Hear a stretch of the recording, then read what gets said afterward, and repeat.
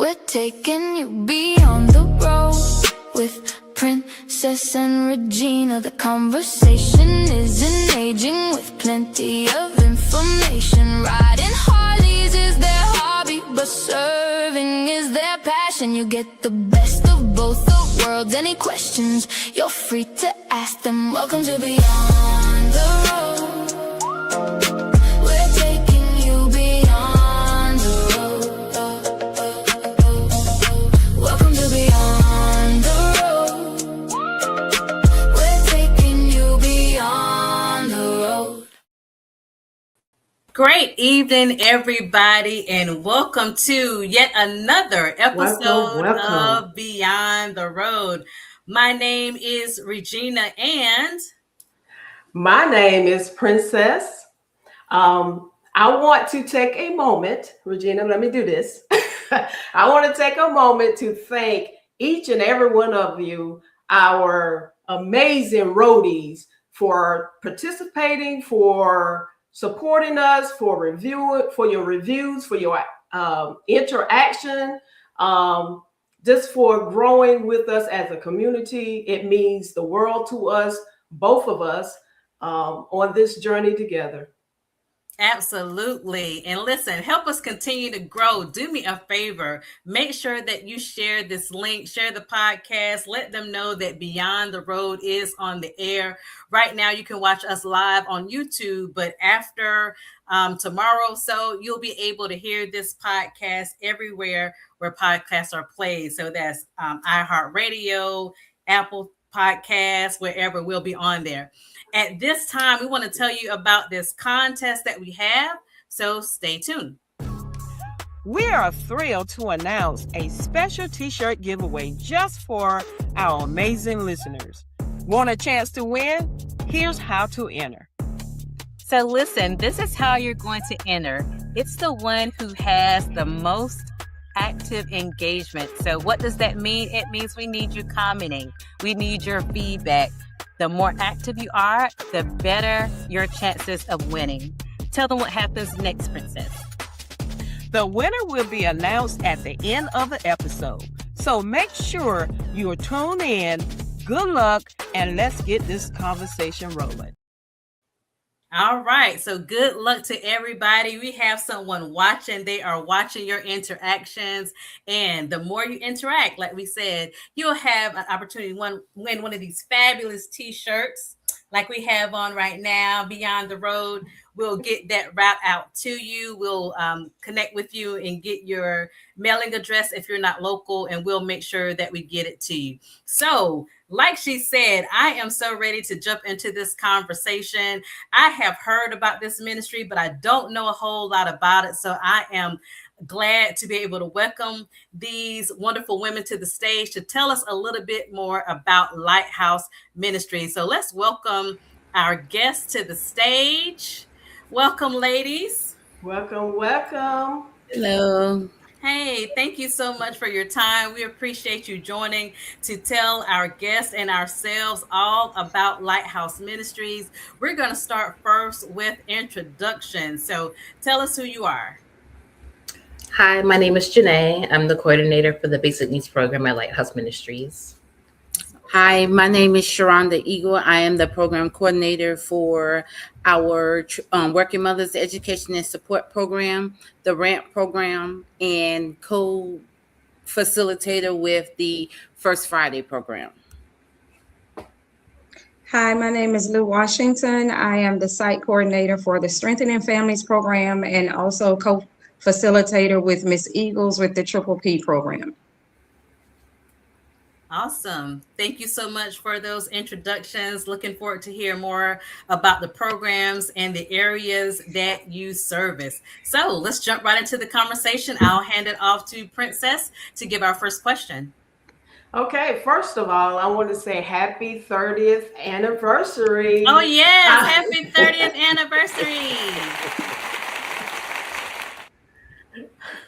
So let's get started with our first question.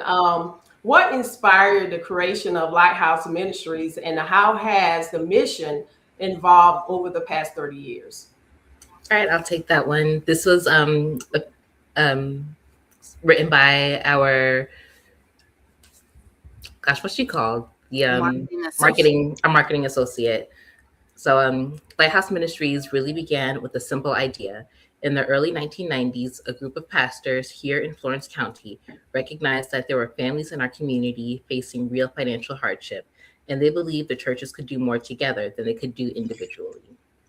They combined their time, talents, and resources, and that vision became Lighthouse Ministries. When we officially opened our doors in 1996, our beginnings were very humble. We operated out of a small office on South Dargan Street.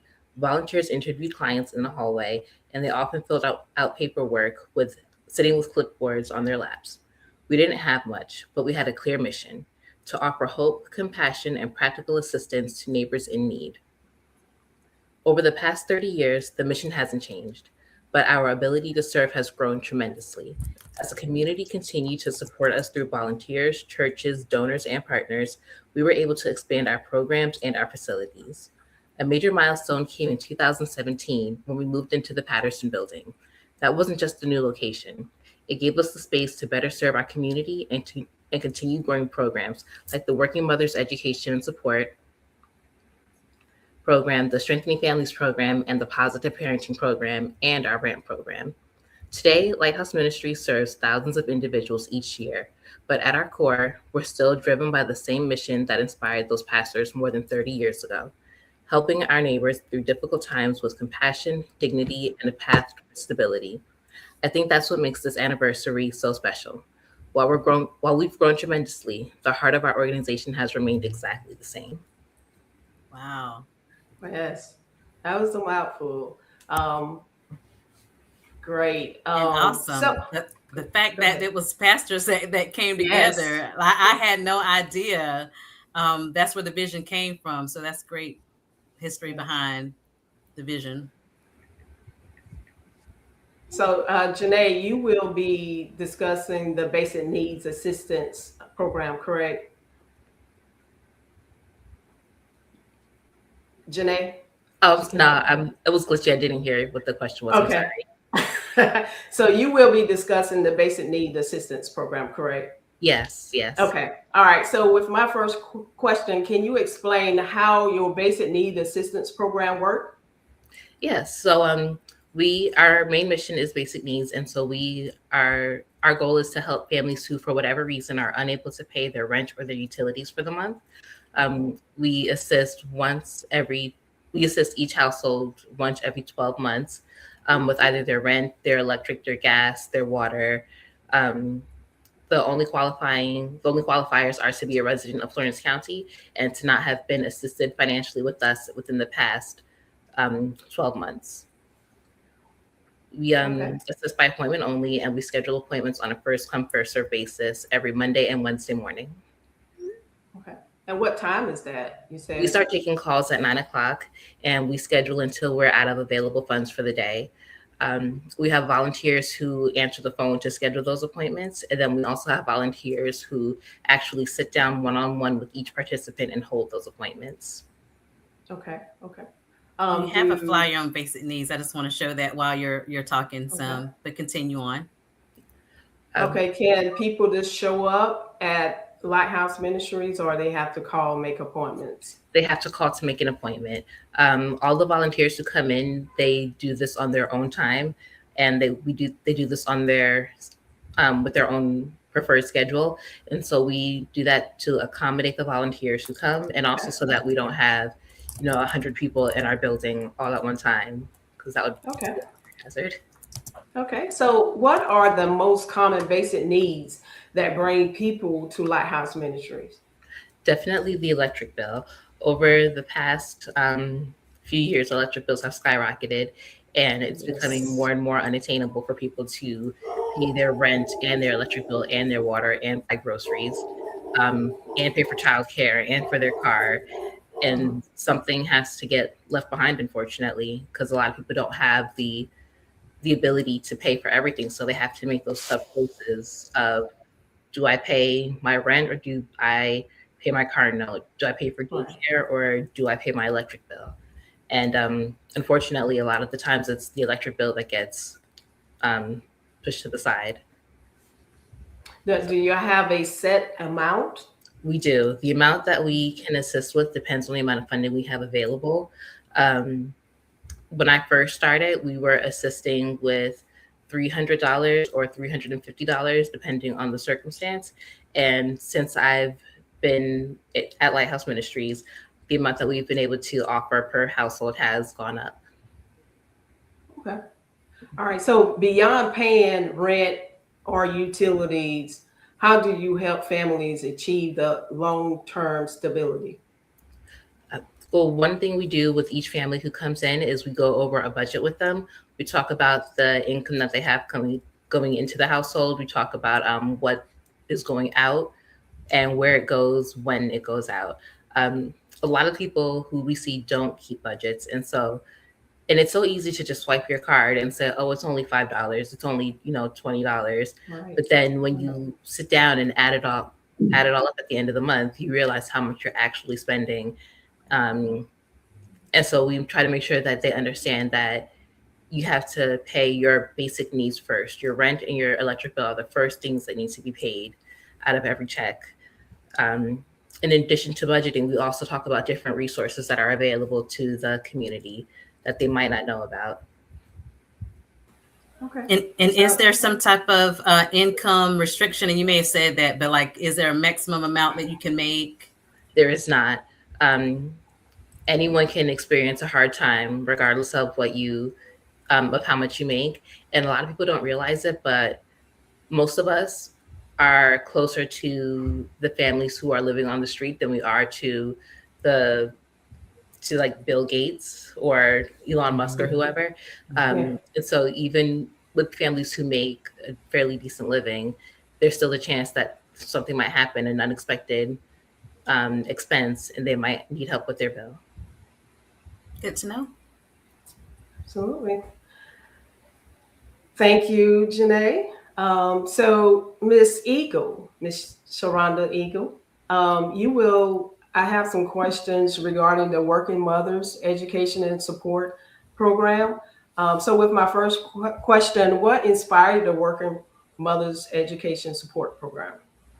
So this program was created back in 2006, and it was brought on due to the hardship that was in the community, as far as them not being able to receive diapers, not being able to just have different information and different resources for the parents that were in the community. So back in 2006, Children's Trust, along with some other agencies, funded this program, and it's been in existence thus far. It has grown from the time of its existence up until now.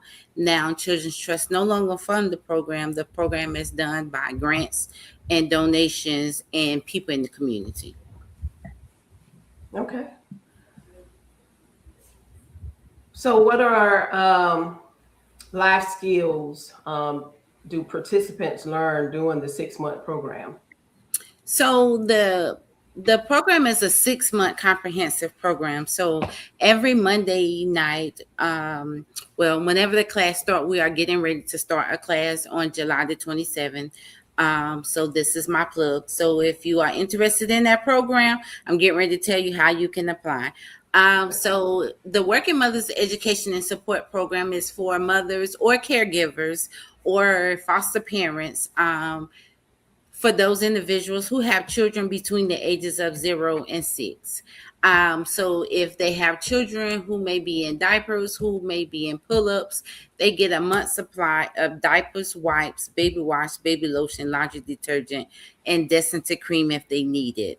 And so during the life skills class, which is on Monday night, dinner starts at 5:30 and the class starts at 6. So we facilitate out of a step manual where each night is a different topic. They can learn anywhere from how the children grow, what to expect, what not to expect during those time frames. And it goes from 8 consecutive weeks with a graduation on the 8th week. And so what happens is they will need to provide their last 2 paycheck stubs showing that they're working or receiving some income or going to school, picture ID, social security card for everyone in the household. They also receive a money management during that 8 weeks. So what that looks like is someone from our local banks will come in and provide money management. Typically, if you're a member of a bank, you can get it for free. Otherwise, some banks charge. But joining the Working Mothers program, it is free of charge. And then each month they will come in with their paycheck stubs and to be able to get that monthly supply. They will create a budget, as Ms. Law stated. They will get a budget created for them because we are giving them a financial asset. And then we want to be able to help them understand where their money is going and how at the end of the 6 months, where they will be if their child is not out of diapers or pull-ups. That means that that money goes right back into their budget. Nice. I wish this program was around when I had my 3 kids. I had the program. I remember that. So back in Marion, they had something. Well, I don't know if they did it for just teenagers, but while she was talking, I was like, I remember that. Like we would go in, they would fix dinner for us. And I think that's with my oldest daughter, because I had my first child at 15. And I remember like we got the car seat, like all these memories started flooding back while you was talking. I was like, I remember that. And the people coming in and talking and stuff like that. So yeah, that's a great program. And it's needed. Yeah, absolutely.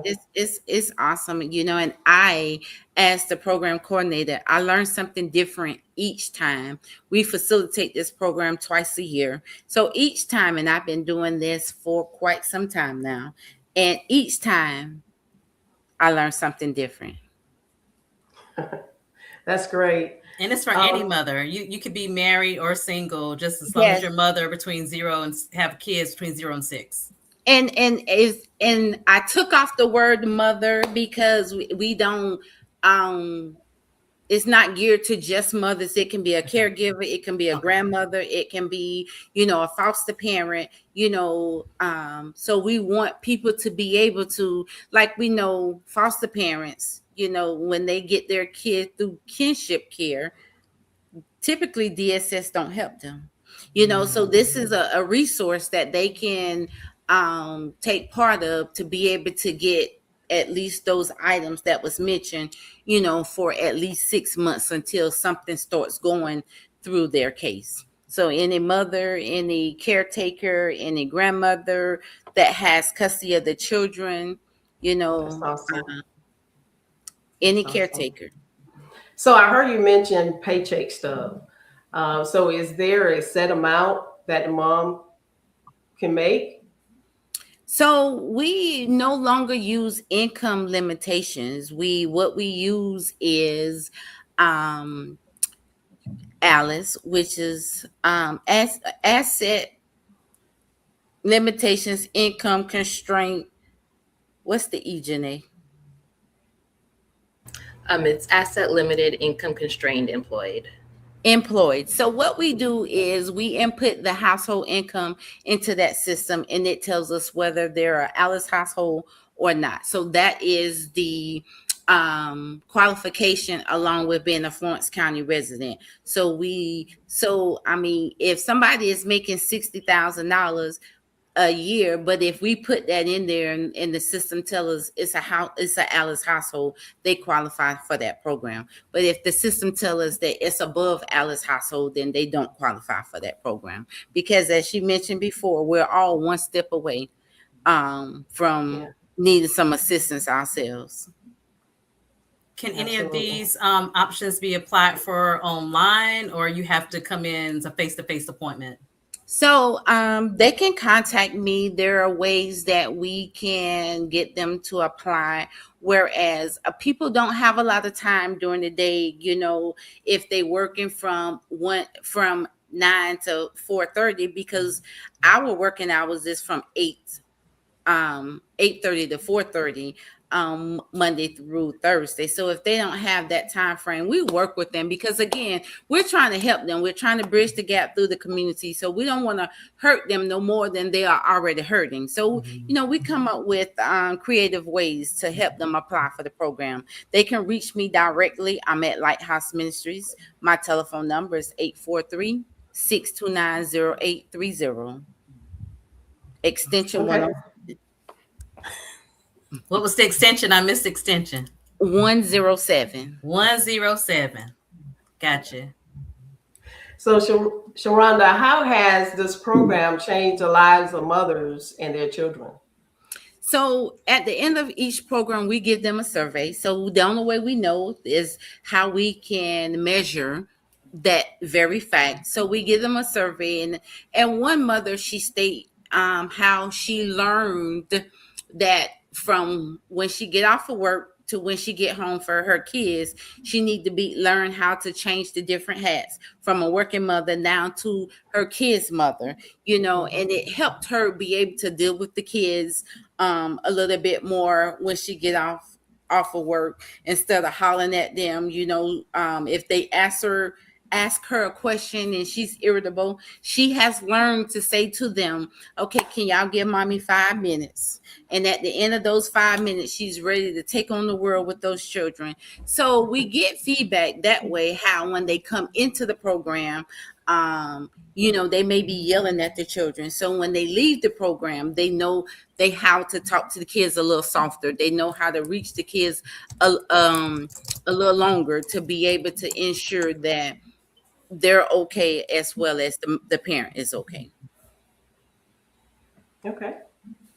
And one more quick question for me. Genai mentioned that volunteers assist with the basic needs program. Is that the same for your program too, as people who will volunteer to help facilitate those classes or sessions with the working caregivers, mothers?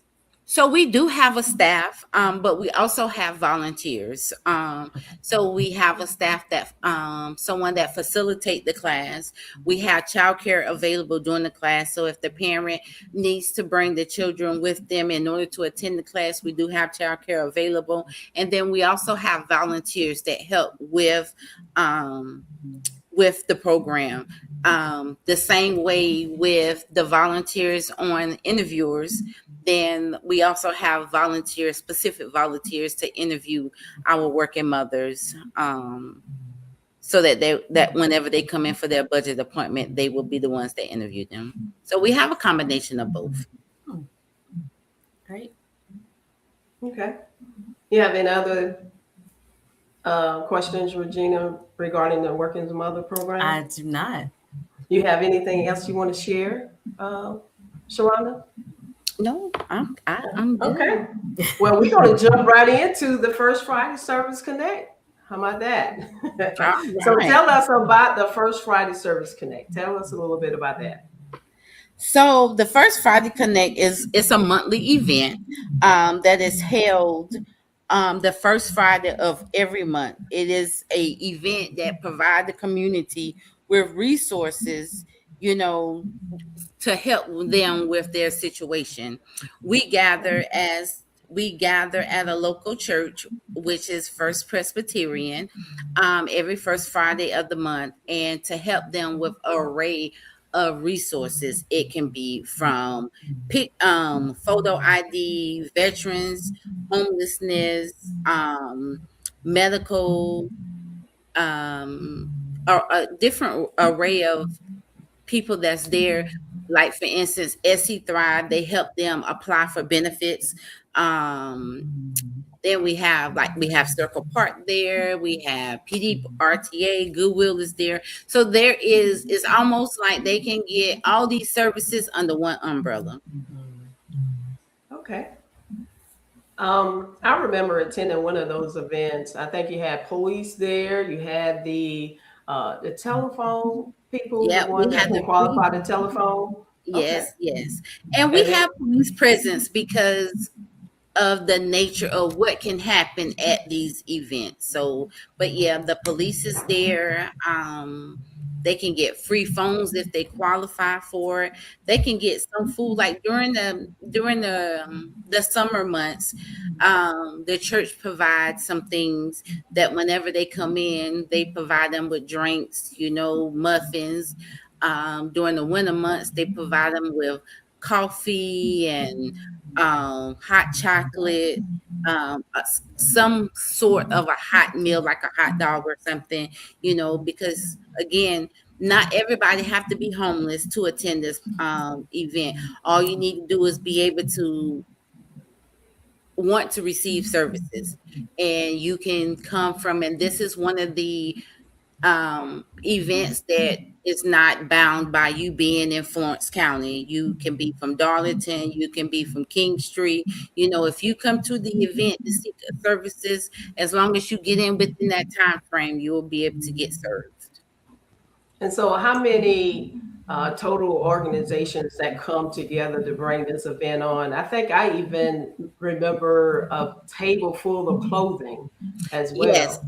Yes. So they can also get free clothing. They can get as much or as less as they want. So it can be anywhere between 20, if not more, services being provided under that one umbrella.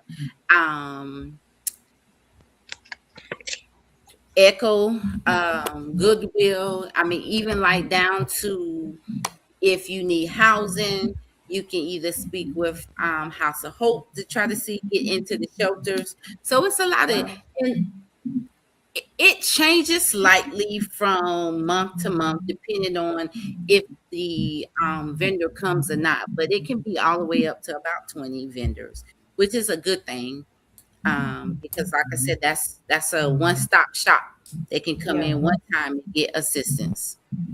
And you mentioned Echo. Echo, is that a nonprofit that help with homelessness shelter?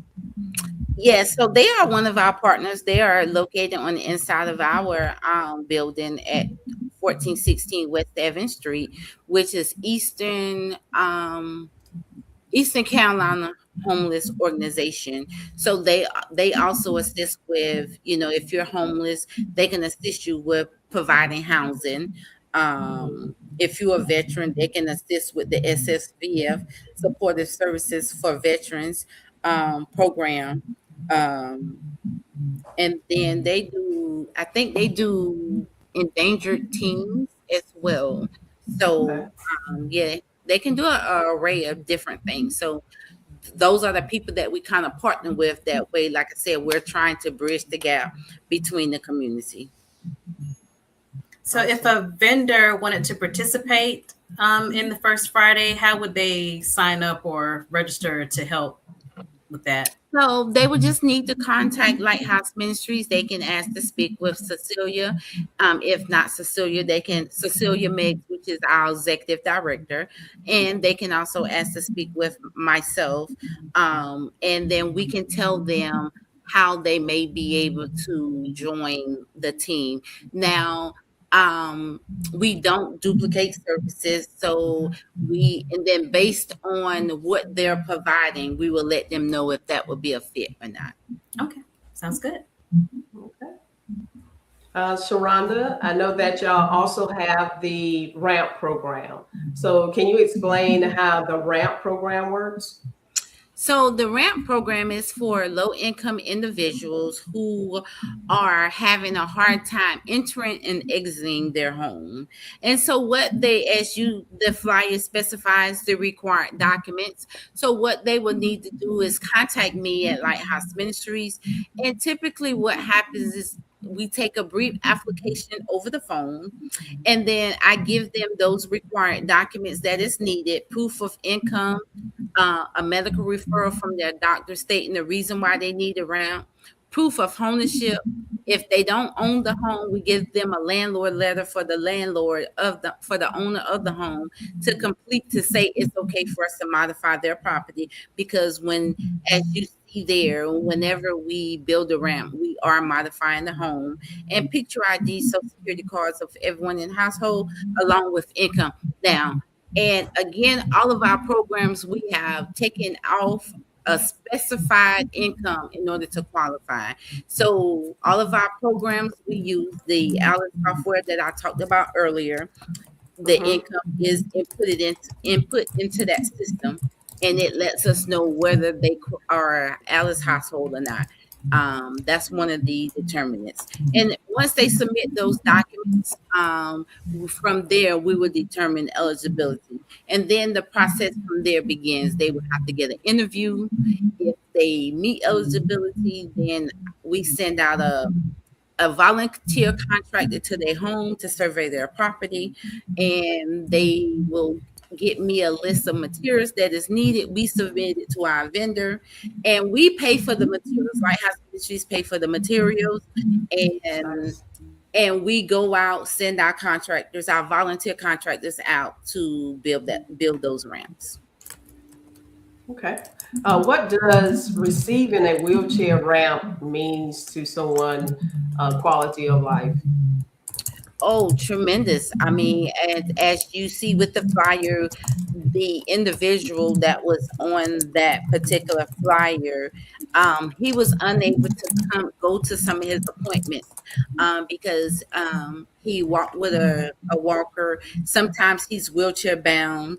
And so if he called for transport was unable to get to him because he didn't have a ramp. So now, whereas whenever he goes to his appointment, transport is able to get to him, transport him safely from his home, to the facility and back. And it just makes them be able to have some type of quality of life whenever now that they have this ramp, because where if they were wheelchair bound, bedridden, they were just in the house. Now they can come sit on their ramp, sit on their little porch, because every ramp that is built is different. Whether it be a mobile home or regular home, every ramp is built different. So there is no one or no two ramps that are the same. This definitely gave him independency and mobility. Yes. Yeah. So are volunteers needed for this program? I think I heard you mention that you have a volunteer contractor. So, do y'all accept volunteers? So we're always looking for volunteers. We're looking for volunteers from the basic needs program all the way down to everything that we do at Lighthouse Ministries. But as far as the ramp program is concerned, we are looking for contractors because like say for instance, like right now, we're looking for different volunteer contractors that's willing to work with Lighthouse Ministries because it's hot. And so a lot of our volunteers, they've been with Lighthouse Ministries for a while. So that means that they're getting older. And so most of those older individuals, even I don't want to work out in the heat, but sometimes I have to go out and inspect the properties in the heat, And so we're always looking for volunteers. They just need to know how to build a ramp and need to know information about ADA, which is the Disabilities Act, how to build the ramps and how to conform it to the elevation and pitch of the home. So if there's someone on here that wants to volunteer their time to build the ramps, they can contact me at Lighthouse Ministries. Again, that number is 843-629-0830, extension 107. Thank you, Sharonda. You have any follow-up questions, Regina? I do not. Okay. She was very thorough. Absolutely. We are moving right on to the Strengthening Family program. So Lou, tell us about the Strengthening Family program and what kind of parenting skills are taught in this program. So, Strengthening Families, it consists of families who are caregivers of children between the ages of 6 and 17. Some of the skills, some of the dynamics of this program, we're giving the parents the skills as far as positive discipline, because a lot of times we discipline the way we were disciplined, and that's not always the best way. And so we teach them about positive discipline. We teach them about effective communication, especially when we first come in, we have dinner. And so what we're doing is communication around the dinner table again, because we've gotten away from everyone sitting together and eating together, because there was strong communication in the family when we did that.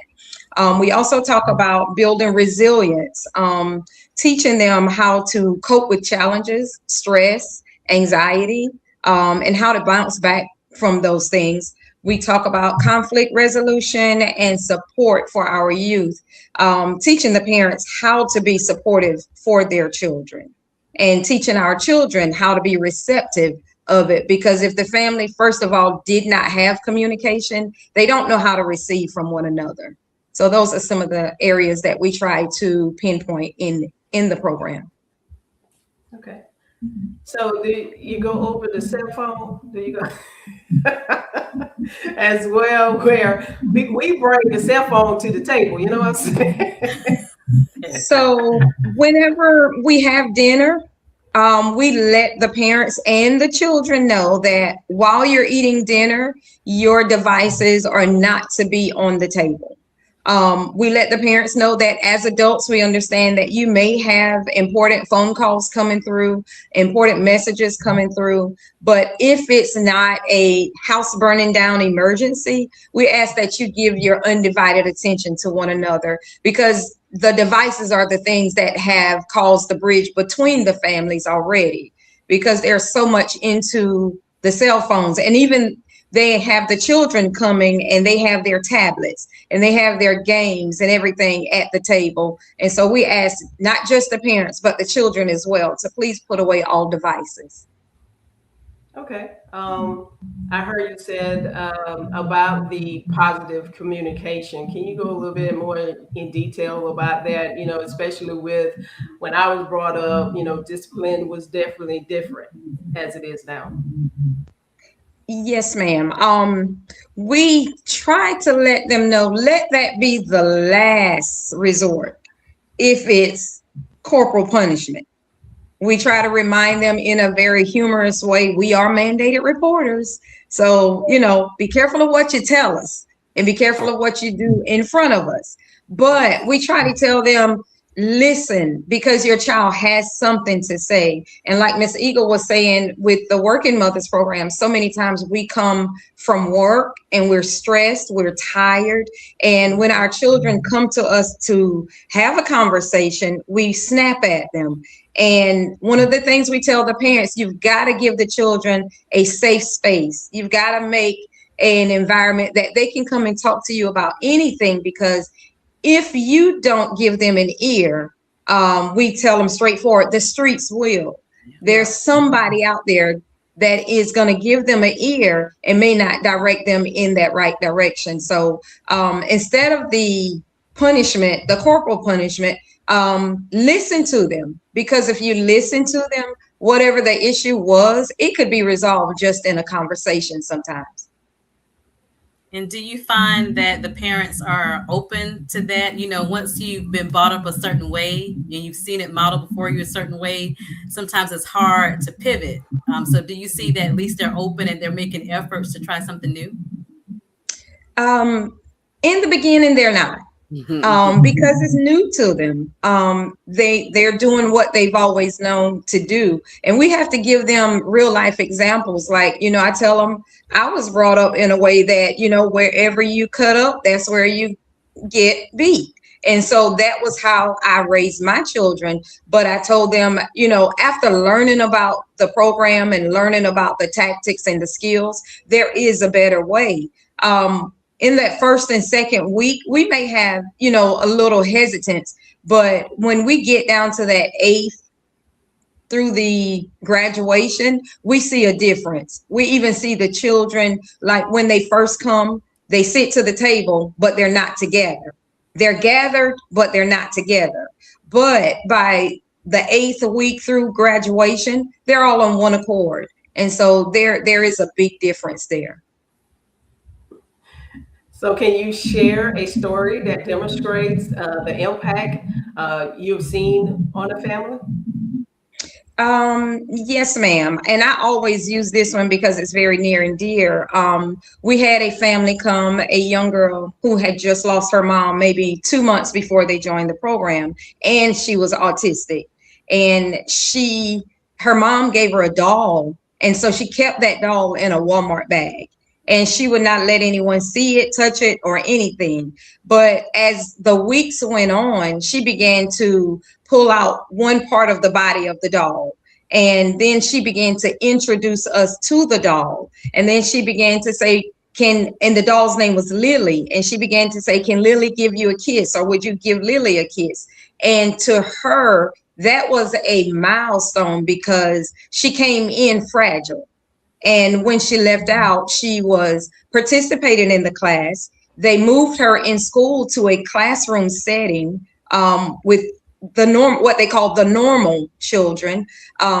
We even allowed her to read some of the PowerPoints, and she was an excellent reader. And we found out that she was very smart, but because of circumstances and situations, losing her mom and having DSS to come into the house and monitor the family, it was tough. But at the graduation, we were all able to embrace her and Lily. That's great. That's great.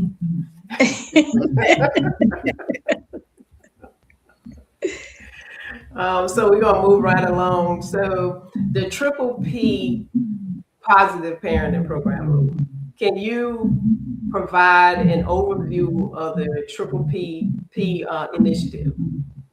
Yes, ma'am. Triple P, what we learned with this one is not every parents the same. So we try to tell them there's no right way, there's no wrong way, but there is a different way. And so what Triple P is teaching the parents is, in order for you to have an effective household, in order for you to raise these children in a positive manner, you first have to take care of yourself. You've got to take a moment to steal away and breathe.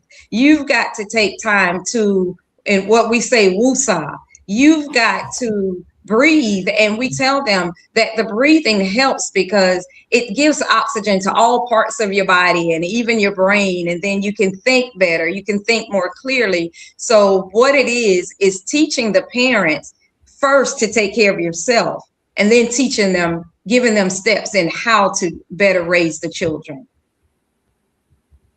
Okay. So is there a specific criteria for the families to qualify for the program?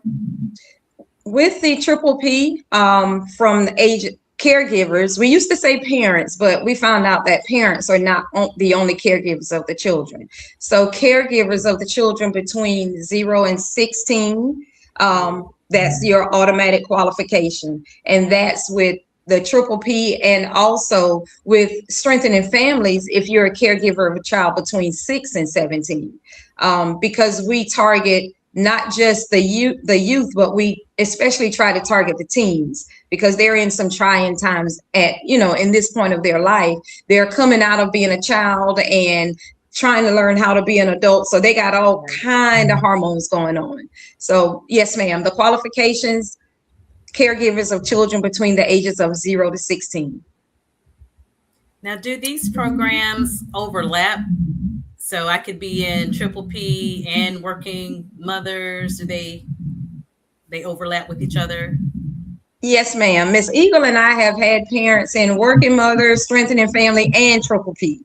So if you qualify for them, you can be in all of the programs. And we would love it if you could, because you're getting that much more information that you can use in your household.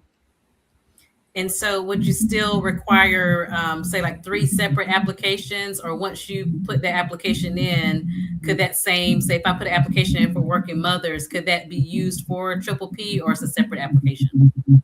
It's a separate application because Triple P and Strengthening Family is through the Children's Trust of South Carolina program. We're granted through that program. So they have guidelines, they have fidelity that we have to meet. So they have a different intake form for the families. Gotcha. Go ahead.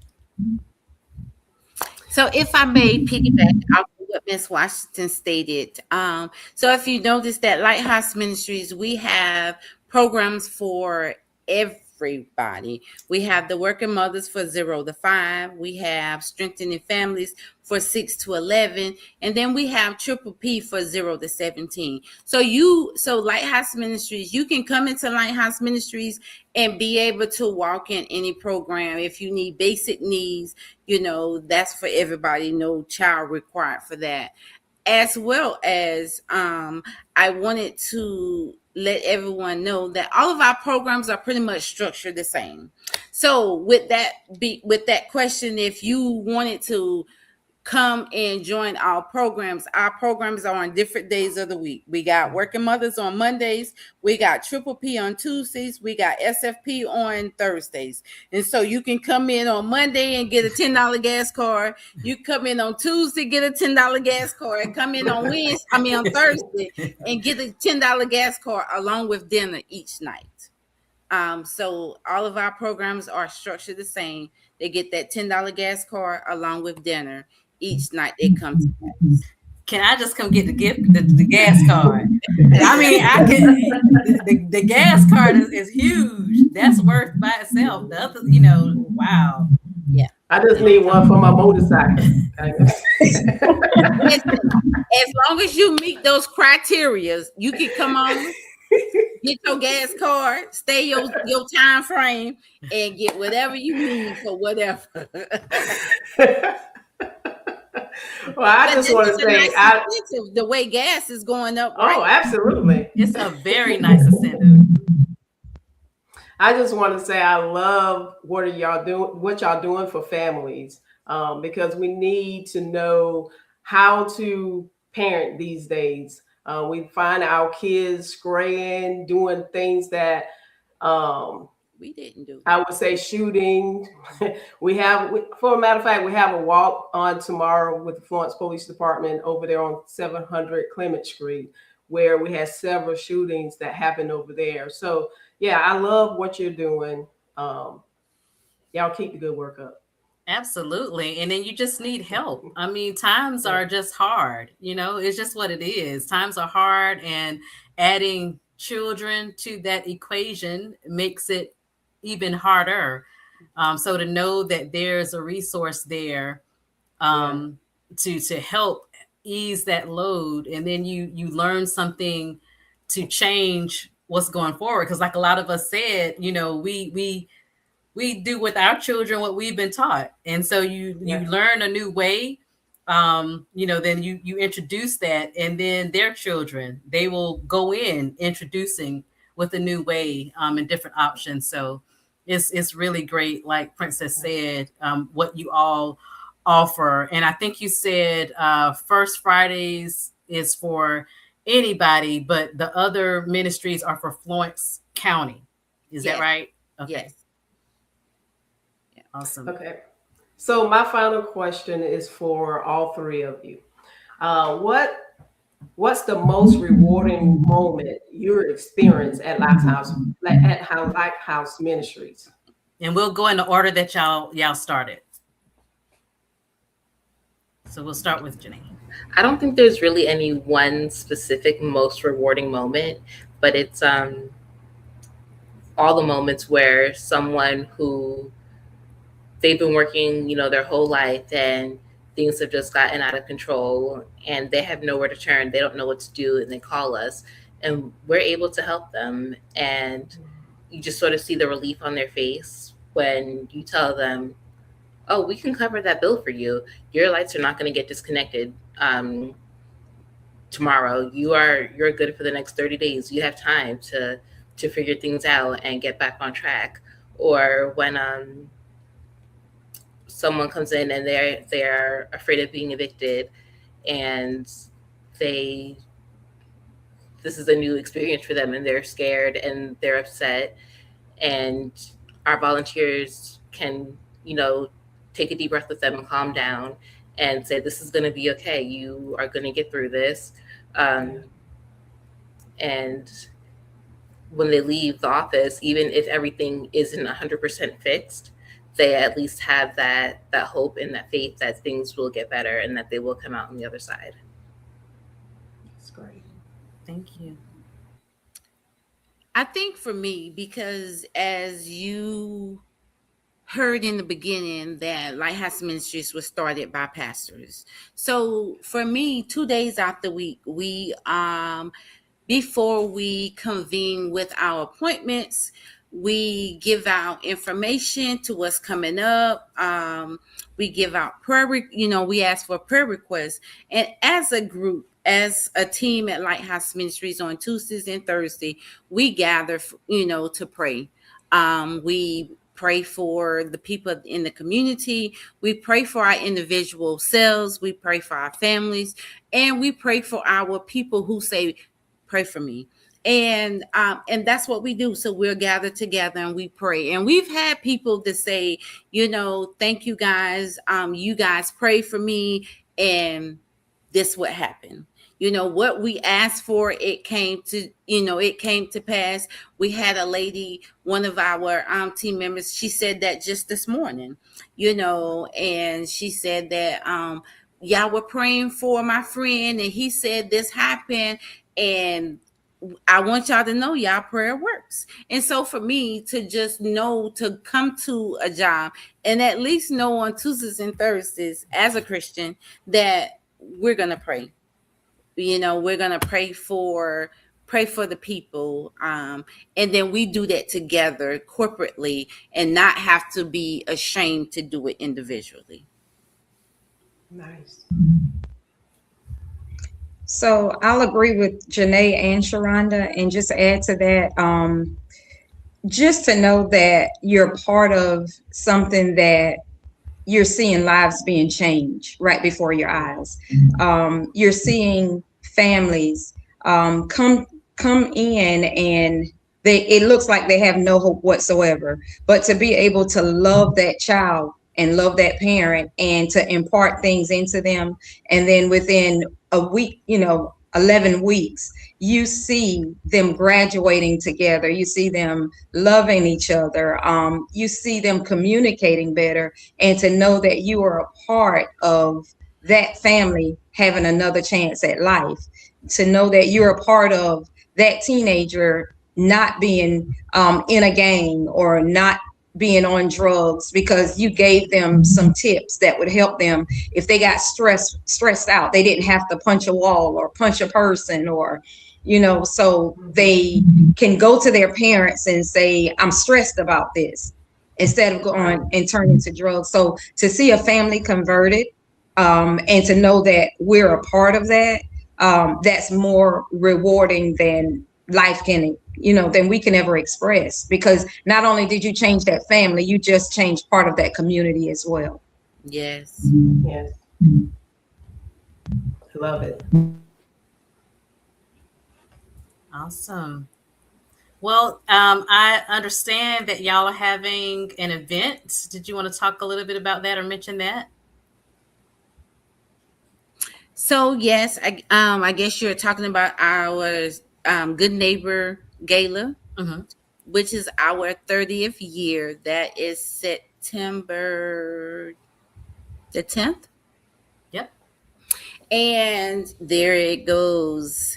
And so we are celebrating 30 years as a impactful organization, because as you've just heard, from start to finish, it looks different, but we have impacted many lives. And what I know, Princess have attended one of our galas. Yes. And nice. it was nice, Yes. The food is nice. It's at the country club. There is a fee attached to that. So if anyone is interested in purchasing a ticket, you can find information on our website. That's www.lighthouseflorence.org, or contact us directly at 843-629-0830 and ask to speak to Christian, and she will be able to tell you exactly how you need to how you can be a part of that event. All right. Like she said, we have their contact information up on the screen. You have the phone number there, as well as the email address, the physical location, and how you can mail them. So certainly make sure that you all get in touch. Yeah. All right. We're waiting for you. And any final words from anyone else before we announce this winner? We got the winner. We're gonna announce who that is. But I do want to give you an opportunity, if you all have any final words that you'd like to share, give you the opportunity to do that at this time. Well, I just want to thank you guys for coming on the show and for being a beacon of hope in Florence County. You're supposed to have the final word. That final word's for them. well, they got it already. They got it already. I just want to say, like Sharonda said, our Strengthening Families will start on August the 6th. So if there are any caregivers that have children between 6 and 17, we do have a few spaces available. And so you can contact me also at Lighthouse Ministries, 843-629-0830, extension 108. Thank you. Okay, so you got extension 108 for Lou. We got 107 for Sharonda. Genai, I don't think I had yours. 106. What? 6, 7, and 8. I mean, you can't forget that. 6, 7, in the order that they went. 6, 7, and 8. So there you go. You can contact these wonderful women if you have any questions about any of the program or services that they offer.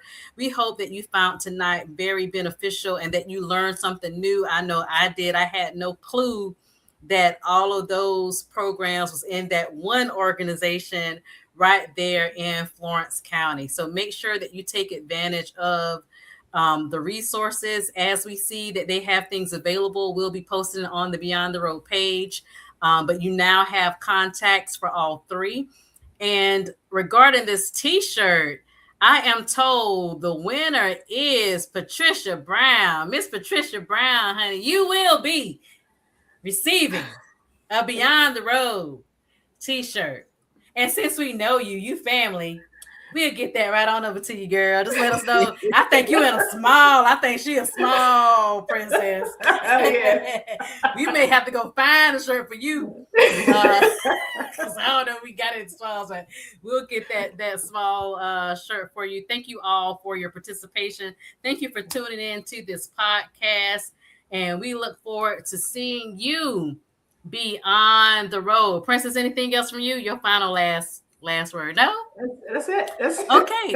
Well, ladies, thank you again for joining. We appreciate the information that you gave, and thank you for what you're doing for our community. Absolutely. All right, everybody. Y'all have a good night.